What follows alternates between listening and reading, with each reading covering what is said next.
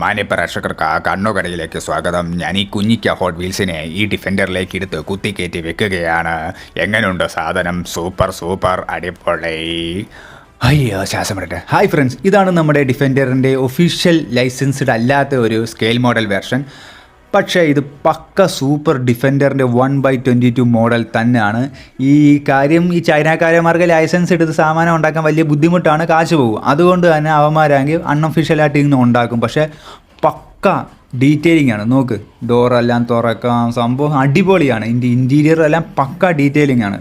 നോക്ക്, നമ്മളെ സത്യം പറഞ്ഞാൽ ഈ ഒഫീഷ്യൽ ലൈസൻസ് വരുന്ന ചില സാമാനങ്ങളുടെ ഇതിൻ്റെ അത്രയും പോലും ക്വാളിറ്റി ഒന്നും ഇല്ല, അത് വേറെ കാര്യം. നോക്ക്, എനിക്ക് വളരെ ഇഷ്ടപ്പെട്ടു. ഇത് പക്ക ഡിഫൻഡർ തന്നെ. ഇനി ഇതിൻ്റെ ഹുഡും തുറക്കാം. ഹുഡ് തുറന്ന് കാണിക്കടാ, പിള്ളേർ കാണട്ടെ. സൂപ്പർ. നോക്ക്, പക്ക ഡിഫൻഡർ അല്ലേ.